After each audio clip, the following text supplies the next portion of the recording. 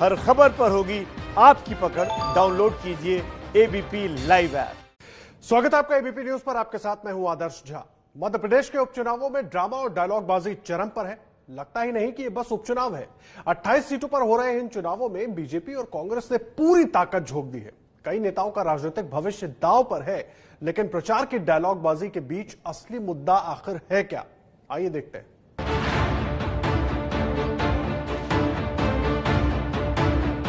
ये तो इतनी एक्टिंग कर लेते हैं, बंबई जाए शाहरुख खान और सलमान को भी शर्मा देंगे ये, और कम से कम मध्य प्रदेश का नाम तो रोशन करेंगे एक्टिंग में। मेरे लिए तो मेरी जनता ही भगवान है। शिवराज जी, ये माफिया आपका भगवान है, जनता आपकी भगवान नहीं है। क्लाइमैक्स पर आ पहुंचे हैं एमपी के उपचुनाव।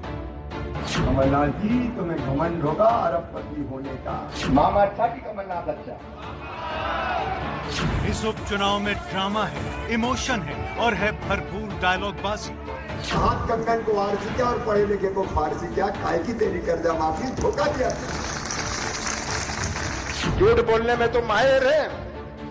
झूठ बोलते गए शिवराज सिंह जी, कर्जा माफ नहीं हुआ, कर्जा नहीं माफ हुआ। बीजेपी और कांग्रेस ने झोंक दी है पूरी ताकत। ज्योतिरादित्य सिंधिया के दल बदल और गद्दार के मुद्दों पर शुरू हुआ चुनाव प्रचार अब पूरी तरह मुख्यमंत्री शिवराज सिंह चौहान बनाम पूर्व मुख्यमंत्री कमलनाथ हो चुका है। मध्य प्रदेश मुझे सौंपा था जब बेरोजगारी में नंबर 1, ऐसा मध्य प्रदेश सौंपा था जब महिलाओं की अत्याचार में नंबर 1, भ्रष्टाचार में नंबर 1। हमने 0% ब्याज पे कर्जा दिया। तेज कमलनाथ, तुमने 0% ब्याज का कर्जा किसान से छीन लिया, 18% ब्याज पे कर्जा दिया। और मध्य प्रदेश की जनता इस बेमौसम के चुनाव में नेताओं की ये जली कटी सुनकर हैरान है। करें तो करे क्या, जाए तो जाए कहाँ। अब काय के लिए विधायक बन रहे हैं? पहले इस्तीफा क्यों दिया आपने? इतना सुन के वापस चले जाते हैं। हमने कहा साहब अभी 2 साल तो हुए हैं वोट दिए हुए, तो बोले वो हमने इस्तीफा दे दिया है। भाई इस्तीफा क्यों दे दिया आपने? हमने तो 5 साल के लिए चुना था आपको। बस इतना सुनते ही चले जाते हैं। वो लोगों ने पक्का कर लिया है कि जो वोट हमको बेचा गया है, जनता को बेचा है, इसलिए इनको तो चुनाव हराना है। मध्य प्रदेश में 3 नवंबर को प्रदेश के 28 विधानसभा सीटों पर हो रहे उपचुनाव में वोट पड़ने हैं। इसलिए चुनाव प्रचार अब सभाओं से हटकर रोड शो पर आ गया है। मुरैना में मुख्यमंत्री शिवराज सिंह, केंद्रीय मंत्री नरेंद्र सिंह तोमर, कांग्रेस छोड़कर बीजेपी में गए ज्योतिरादित्य सिंधिया, पूर्व मुख्यमंत्री उमा भारती और प्रदेश अध्यक्ष वीडी शर्मा रोड शो कर रहे हैं। दरअसल मुरैना ही वो जिला है जहां जिले की 5 विधानसभा सीटों पर वोट पड़ने हैं। बताया जा रहा है कि इस जिले में कांग्रेस छोड़ बीजेपी में आए प्रत्याशियों पर जनता की नाराजगी दूर नहीं हो रही, इसीलिए बीजेपी के सारे नेता एक साथ दमखम से सड़क पर उतरे हैं। मगर क्या ऐसे रोड शो वाकई जनता को लुभाते हैं? मध्य प्रदेश में ये उपचुनाव शुरू तो हुए थे दल बदल, गद्दार और बेकाऊ के मुद्दों पर, मगर बहुत जल्दी ही बीजेपी कांग्रेस के प्रचार की गाड़ी पटरी से उतर गई और अब आलम ये है कि रोज नए नए जुमले एक दूसरे के लिए गढ़े जा रहे हैं। जुमले गढ़ने और उसे प्रचारित करने में खास तौर पर मुख्यमंत्री शिवराज सिंह चौहान का जवाब नहीं है। हर बात में बेसब्री से कहते हैं कि नहीं मैंने तो अपमान थोड़ी किया, मैं भी आइटम हूँ, तुम भी आइटम हो, पहले कोई बात होती है, समझदार नेता करता है कि 74 साल का आदमी ऐसी बात करे? बताओ, अच्छा दिल से बताना जरा, मामा अच्छा की कमलनाथ अच्छा? कांग्रेस की ओर से कही गई बातों को बीजेपी नेता पकड़कर ऐसे प्रचारित करते हैं कि कांग्रेस बार बार बचाव की मुद्रा में आ जाती है। किसान बिना दाम के, नौजवान बिना काम के, शिवराज जनता पूछ रही आप किस काम के?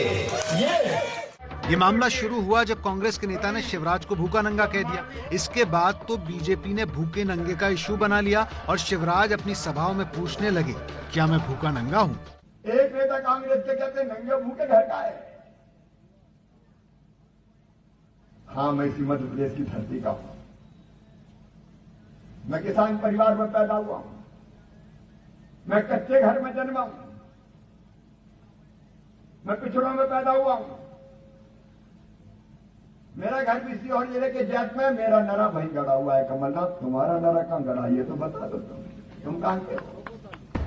कांग्रेस की तरफ से शिवराज सिंह को जाने अनजाने में भूखा नंगा कहा तो बीजेपी ने कमलनाथ को उद्योगपति और सेठ कहना शुरू कर दिया। अब सेठ नंगे भूखे से पूछ रहा है, बताइए। अब सेठ नंगे भूखे से पूछ रहा है, बताइए। कहने लगे कि सेठ कमलनाथ ने मंत्रालय यानी कि भोपाल के वल्लभ भवन को दलालों का अड्डा बना दिया। कांग्रेस इससे तिलमिलाई और कहा कि शिवराज एक भी उद्योग का नाम कमलनाथ के नाम पर बता दे, लेकिन शिवराज अपनी हर सभा में सेठ कमलनाथ ही कहने लगे। कमलनाथ जी, तुम्हें घमंड होगा अरबपति होने का, तुम उद्योगपति हो गए, लेकिन मैं ये याद दिलाता हूं मध्य प्रदेश की जनता कुछ भी सहन कर ले, ये घमंड और अहंकार को चूर चूर करके रख लेती है। सिंह जी, उधर कमलनाथ भी कम नहीं निकले, वो भी शिवराज सिंह चौहान पर व्यक्तिगत आरोप लगाने लगे। उन्होंने कहा शिवराज इतना झूठ बोलते हैं जितना देश ही नहीं विदेश में भी कोई ना बोलता हो। इससे भी आगे जाकर कमलनाथ ने शिवराज की हंसी उड़ाई कि वो इतनी एक्टिंग करते हैं कि सलमान खान को भी मात करते हैं। आप तो सलमान खान और शाहरुख खान को भी नीचा दिखा दिए एक्टिंग में। आप बंबई जाइए, मध्य प्रदेश का नाम रोशन करिए। इन कश्मकश वाले उपचुनाव में जमकर आरोप प्रत्यारोप हुए, बहुत सारी तीखी बातें एक दूसरे के खिलाफ कही गई, व्यक्तिगत आरोप भी लगे, बहुत सारी शिकायतें भी की गई और इन शिकायतों की पहली बड़ी गाज गिरी मध्य प्रदेश कांग्रेस के प्रदेश अध्यक्ष कमलनाथ पर। चुनाव आयोग ने कमलनाथ का स्टार प्रचारक का दर्जा छीन लिया। अब कमलनाथ स्टार प्रचारक तो नहीं मगर अपनी पार्टी के बड़े प्रचारक बने हुए हैं। उनके तेवर अब भी ढीले नहीं पड़े हैं। आंकड़ों के हिसाब से देखें तो बीजेपी ये चुनाव सरकार बचाने के लिए नहीं लड़ रही, क्योंकि आंकड़े बीजेपी के पक्ष में हैं। जिस तरह से कांग्रेस के विधायकों से इस्तीफा दिलवाकर दल बदल कराया जा रहा है, वो कांग्रेस को कमजोर और बीजेपी की हालत मजबूत कर रहा है। दमोह के विधायक राहुल लोधी ने भी कांग्रेस विधायकी से इस्तीफा दे दिया और वो ऐसा करने वाले कांग्रेस के 26वें विधायक रहे। इससे कांग्रेस जो 114 से शुरू हुई थी अब 88 विधायकों पर आ गई। इसलिए दिग्विजय सिंह कह रहे हैं कि जानवरों की तरह बिक रहे हैं कांग्रेस के विधायक ऐसे बिक रहे हैं जैसे अपने मंडियों में ढोल बिकते थे, वैसे विधायक बिक रहे हैं। एक बात साफ नजर आती है कि भाषा को लेकर के बार बार जुबान फिसल रही है और इसका एक बहुत बड़ा कारण ये है कि जो बाई इलेक्शन हो रहे हैं ये मुद्दे विहीन चुनाव हो रहे हैं। 2 साल से पहले 28 जगह उपचुनाव हो रहे हैं। कांग्रेस ये बात बताने में असमर्थ हो रही है कि उनका घर क्यों बिखरा। तकरीबन 1 महीने के लंबे चुनाव प्रचार अभियान में बहुत सारे मुद्दे आए, मगर अब कोई मुद्दा लंबा नहीं चल पाया और इसकी वजह जानकार मानते हैं कि असल मुद्दों को कोई छू ही नहीं रहा, जो मुद्दे दल बदल और जनता की परेशानियों और बेवक्त के चुनाव के हैं। इसलिए ये नए मुद्दे आ रहे हैं और जा रहे हैं, कोई मुद्दा टिक नहीं पा रहा।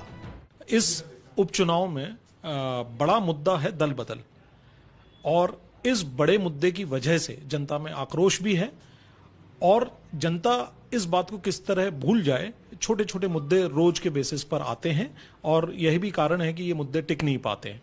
एक पार्टी एक मुद्दा उठाती है, उसके रिएक्शन के स्वरूप दूसरी पार्टी उसका रिएक्शन देती है, पर बड़ा मुद्दा अपनी जगह है और चुनाव में वोटिंग इसी बड़े मुद्दे के आधार पर होगी। इस पूरे चुनाव में जो बात खास रही वो ये कि कमलनाथ के पीछे पूरी कांग्रेस एकजुट है और गुटबाजी खत्म हो गई है। ऐसी कांग्रेस मध्य प्रदेश में पहले कभी नहीं थी। वहीं शिवराज सिंह के साथ ज्योतिरादित्य सिंधिया जुड़ भले ही गए हों, लेकिन पार्टी को वो मजबूती नहीं मिली जिसकी पार्टी को उम्मीद थी। इसलिए प्रचार सामग्री से भी सिंधिया गायब हो चुके हैं। चुनाव प्रचार के अंतिम दिनों में तकरीबन सारी बातें जनता के सामने सभी पार्टियों ने कह दी हैं। अब जनता को तय करना है कि वो किस पार्टी के पक्ष में खड़ी होती है।